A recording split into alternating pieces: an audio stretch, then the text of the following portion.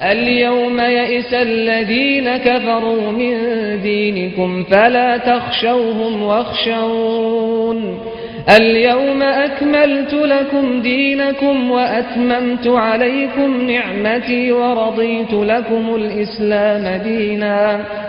بسم اللہ الرحمن الرحیم. الحمد للہ رب العالمین وصلی اللہ علی محمد وآلہ الطاہرین ولعنۃ اللہ علی اعدائہم اجمعین الی قیام یوم الدین. وقال سبحانہ وتعالی ولقد بعثنا فی کل امۃ رسولا.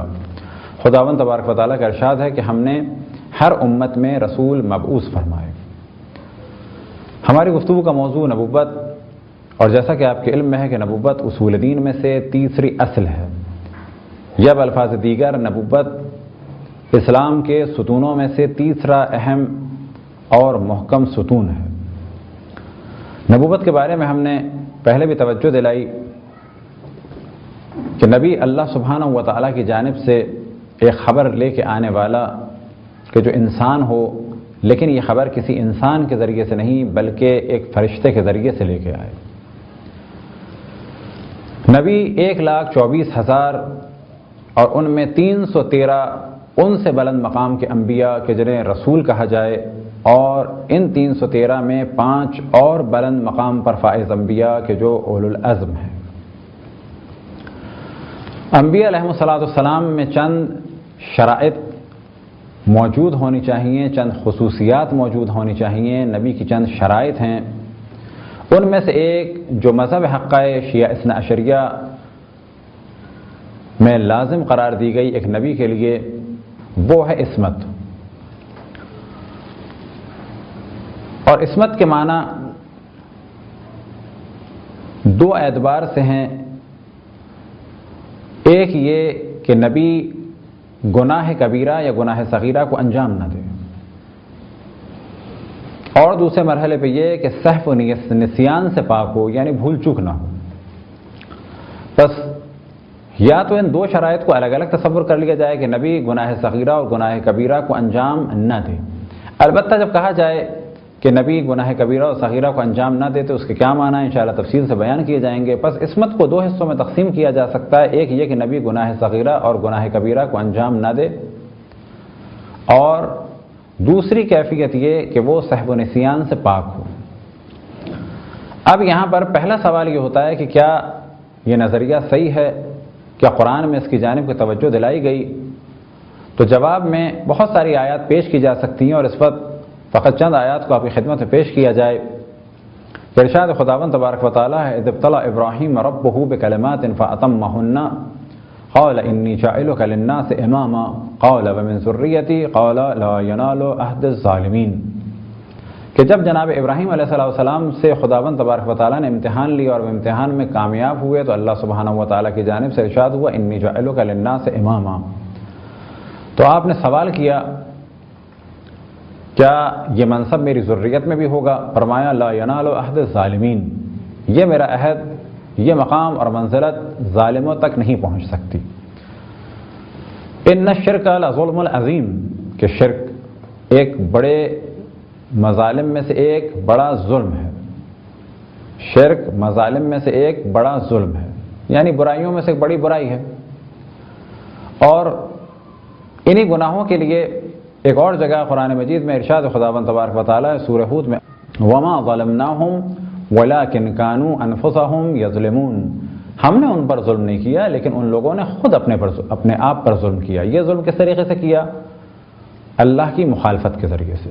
بس ارشاد خداوند تبارک و تعالیٰ ہے کہ یہ عہد ظالم تک نہیں پہنچ سکتا. اب اگر یہ لفظ ظلم کسی اور جگہ بھی استعمال ہو تو وہاں پر اگر کسی نبی کے لیے استعمال ہو تو کہا جائے گا کہ یہاں پر ظلم سے مراد گناہ نہیں ہے، جبکہ ان دو آیتوں میں ظلم سے مراد گناہ ہے. اور ہمارا موضوع یہ ہے کہ نبی معصوم ہے، یعنی گناہوں سے پاک ہے. اب اگر مثال کے طور پہ جناب آدم علیہ السلام کے بارے میں کہا جائے کہ انہوں نے اپنے اوپر ظلم کیا کس کے ذریعے سے؟ گندم کھانے کے ذریعے سے. تو وہ ظلم گناہ کی صورت میں نہیں تھا، بلکہ اس صورت میں کہ انہوں نے گناہ کیا اور گناہ کا نتیجہ یہ ہوا کہ وہ جنت سے نکل کر زمین پہ آئے. تو یہ کہ اپنے اوپر ظلم تھا.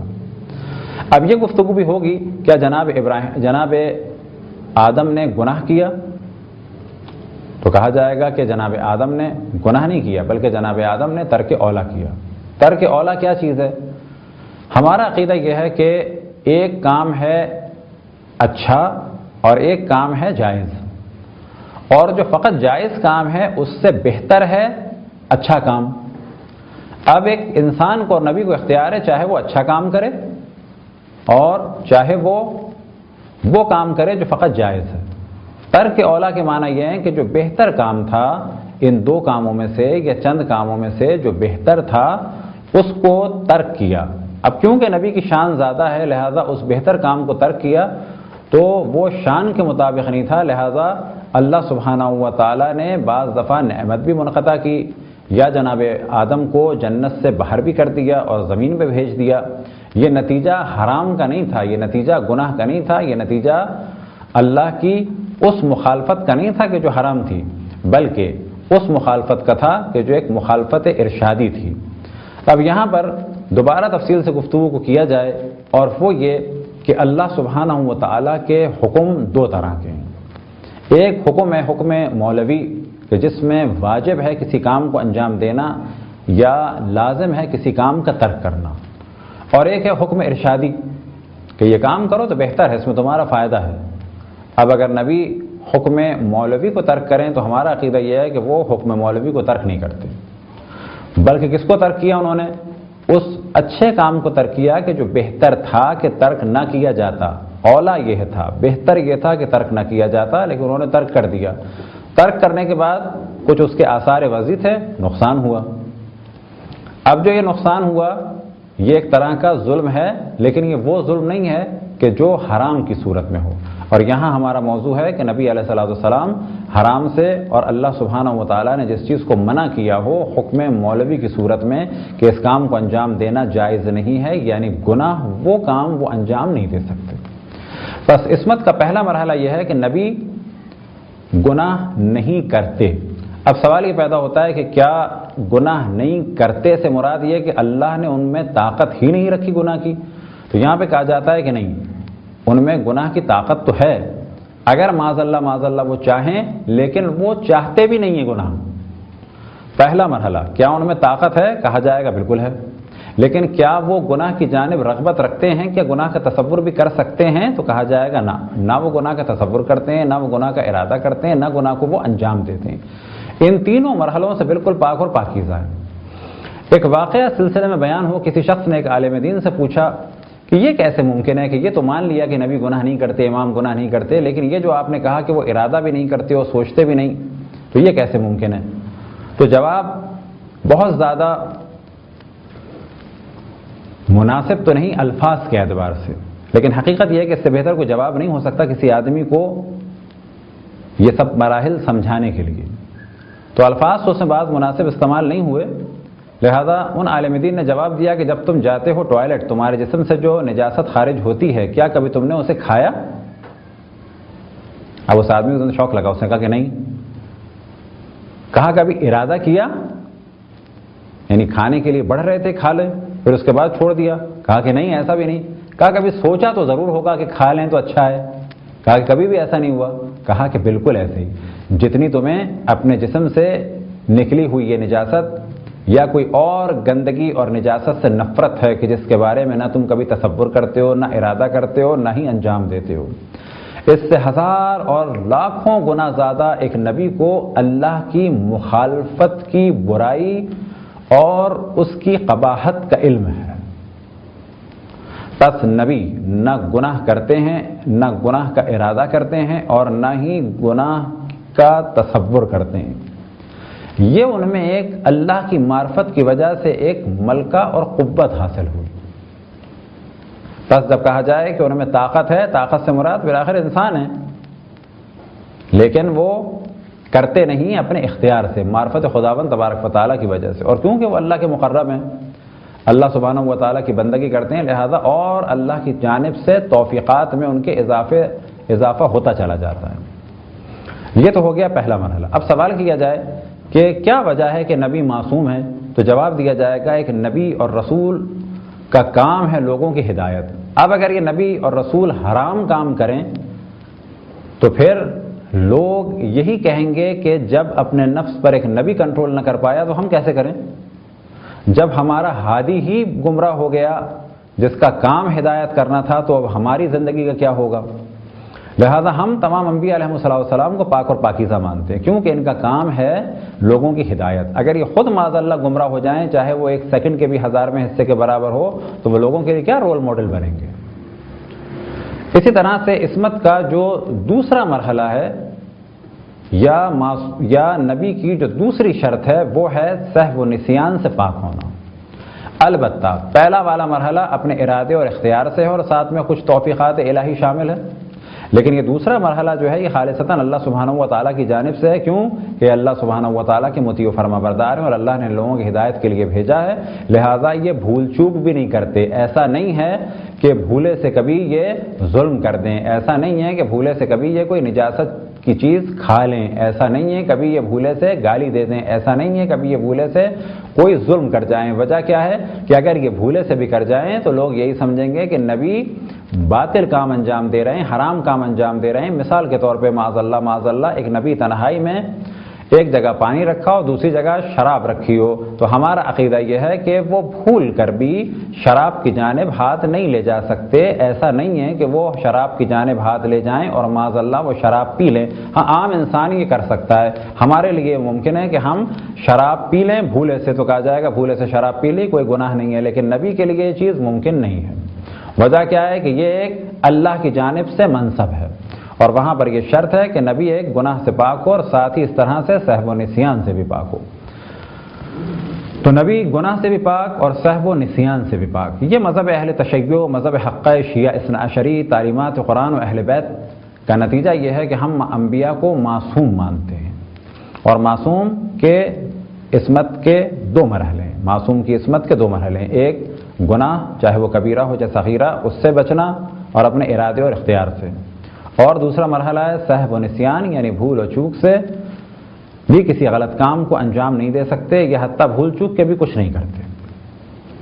اس مسئلے میں ہمارے برادران اہل سنت عام طور پہ اعتراض کرتے ہیں اور قرآن سے دلائل لے کے آتے ہیں کہ انبیاء نے غلط کام کیے، انبیاء نے گناہ کیے، جبکہ ہم کہتے ہیں کہ جس طرح سے اللہ سبحانہ و تعالیٰ کے بارے میں نسیان کی نسبت دی جاتی ہے، وَنَسِيَهُمْ سورۃ توبہ میں نسوا اللہ ونسیہم، وہ اللہ کو بھول گئے اور اللہ نے انہیں بھلا دیا، یہاں پر تعویل کی جاتی ہے۔ تعویل کیا مراد ہے تعویل کی؟ کہ جب صحیح معنی مناسب نہ ہو تو ان کو ایک محاورتی اور مجازی اور پھر تعویل کا کام کیا جاتا ہے کہ اس کو محاورے یا مجاز میں لے جایا جائے۔ بس جب کہا جائے کہ انہوں نے اللہ کو بھلا دیا، اللہ نے انہیں بھلا دیا، تو اس کا ترجمہ کیا جائے گا ان لوگوں نے اللہ کو بھلا دیا اور اللہ نے ان کو ان کے حال پر چھوڑ دیا، نہ یہ کہ اللہ نے بھلا دیا۔ کیا اس آیت کے ذریعے سے یہ معاذ اللہ نتیجہ نکالا جا سکتا ہے کہ اللہ کو سہو و نسیان ہوتا ہے؟ ہم کہیں قطعاً نہیں ہوتا۔ بس کہا جائے قرآن میں جو نسیان لکھا ہے یہ کیا مراد ہے بھولنے کی بات؟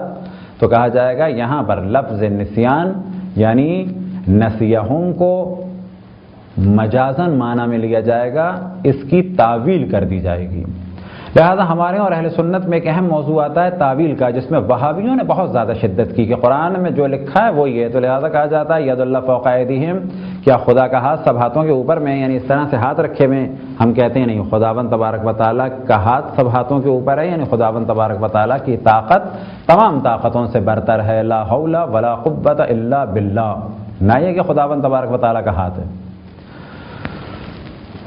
وہابیوں کے بڑے عالم دین شیخ عبداللہ ابن باز جو مفتی اعظم سعودی عرب بھی تھے، ایک زمانے میں جب آغا خوئی رضوان اللہ تعالیٰ علیہ حج کے لیے مکے گئے اور زیارت خانہ کعبہ اور زیارت مرقد رسول اللہ صلی اللہ علیہ وسلم سے اور مشرف ہوئے، تو وہاں پر مختلف علماء سے ملاقات ہوئی اور انہی میں سے عبداللہ ابن باز نے ایک سوال کیا تعویل کے بارے میں کہ آپ لوگ قرآن کی تعویل کیوں کرتے ہیں؟ تو آپ نے فرمایا کہ تعویل ضروری ہے، بعض جگہ تعویل کرنی پڑتی ہے۔ کہا نہیں، جو لکھا ہے وہی ہے۔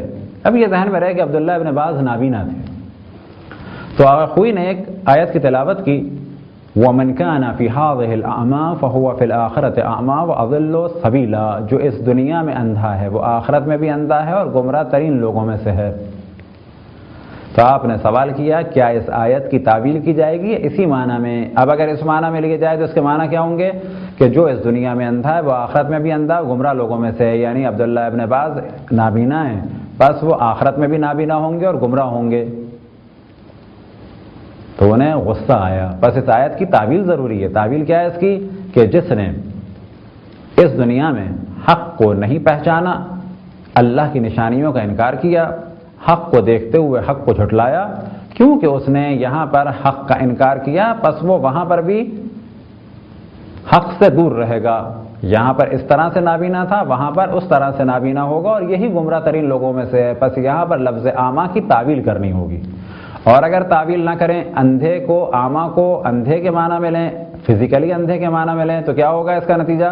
کہ جو بھی اس دنیا میں اس وقت فزیکلی اندھا ہے، وہ چاہے مومن ہی کیوں نہ ہو، تو قرآن کیا کہتا ہے کہ جو اس دنیا میں اندھا ہو وہ اس دنیا میں بھی اندھا ہوگا معاذ اللہ، اور آخرت میں کیا ہے؟ وہ اندھا ہے اور گمراہ ترین لوگوں میں سے ہے۔ یعنی ہر فزیکل نابینا کو کہا جائے گا یہ گمراہ لوگوں میں سے ہے، جبکہ یہ قطعاً غلط ہے۔ ممکن ہے ایک دنیا میں نابینا ہو لیکن انتہائی بہترین مسلمان ہو، بہت ہی مومن اور پاک و پاکیزہ شخص ہو، لیکن قرآن سے یہ غلط معنی نکالے جا سکتے ہیں۔ اب یہاں ضرورت ہے قرآن کی تعویل کی جائے، قرآن کے اس لفظ کو یعنی اعمیٰ کو مجاز میں استعمال کیا جائے۔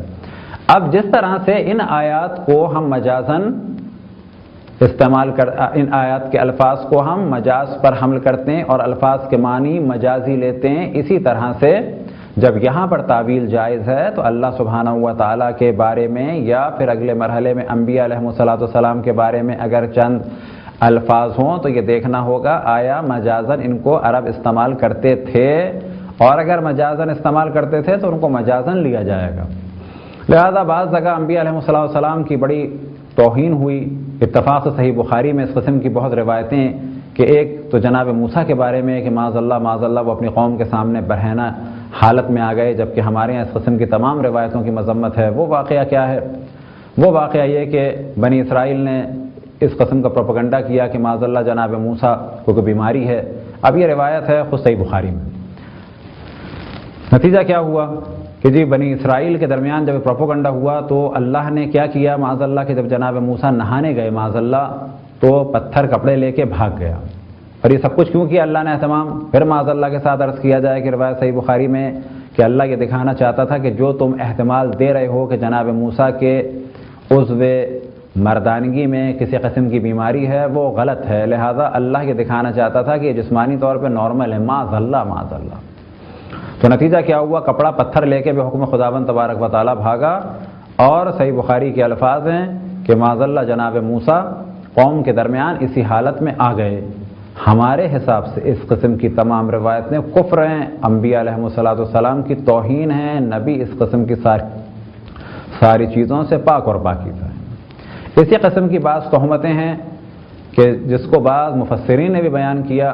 جناب داؤد نے خاتون پر نگاہ ڈالی اور اس کے بعد عشق میں مبتلا ہو گئے، شوہر کو معاذ اللہ یہ وہ روایتیں قتل کروا دیا۔ اس قسم کی چیزوں سے ہم بالکل بری ہیں۔ ایک روایت میں امام جعفر صادق علیہ السلام فرماتے ہیں کہ اگر کوئی جناب داؤد کے بارے میں یہ کہے تو میں اس پر 2 حدود جاری کروں گا، یعنی 2 سزائیں جاری کروں گا، ایک اسلام کی توہین کی اور ایک نبوت کی توہین کی۔ بس ہمارے ہاں مذہب حق شیعہ اثنا عشری میں انبیاء کا بہت احترام ہے۔ ہم انبیاء علیہ السلام کو معصوم اور پاک اور پاکیزہ مانتے ہیں، ہر طرح کی گناہ سے، چاہے وہ صغیرہ ہو چاہے وہ کبیرہ ہو، اسی طرح سے سہو و نسیان سے بھی پاک و پاکیزہ مانتے ہیں۔ اب رہ گیا سوال یہ کہ بعض آیات قرآن مجید میں ایسی ہیں کہ جن سے انبیاء علیہ السلام کی ذات میں یا ان کے کردار میں یا فعل میں نقص ظاہر ہوتا ہے، تو یاد رکھیں جس طرح سے اللہ سبحانہ و تعالیٰ کے بارے میں بعض آیتوں کی تعویل کی جاتی ہے، مثال کے طور پہ کہ جہاں پر اللہ سبحانہ و تعالیٰ کو نسیان کی نسبت دی گئی، یعنی نسیہم کہ اللہ سبحانہ و تعالیٰ نے ان کو بھلا دیا، جب ہم وہاں پر تعویل کریں گے تو بالکل ایسے ہی جہاں جہاں پر بھی انبیاء علیہ السلام کے بارے میں کوئی نقص کا تصور کیا جائے تو وہاں پر ہم تعویل کریں گے، اور ان معنی کو حقیقی معنی کے بجائے مجازی معنی میں لیا جائے گا۔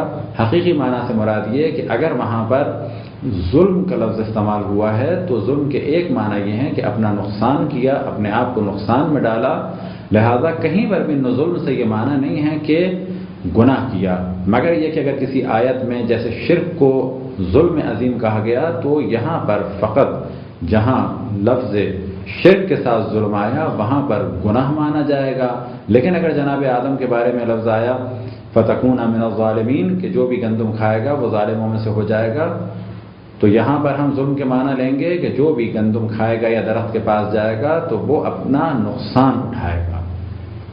خداوند تبارک و تعالیٰ سے دعا ہے کہ بحق محمد و آل محمد ہمیں اپنے رسول، اپنی حجتوں، خصوصاً امام زمان علیہ السلام کی معرفت اور اطاعت کی توفیق عطا فرمائے۔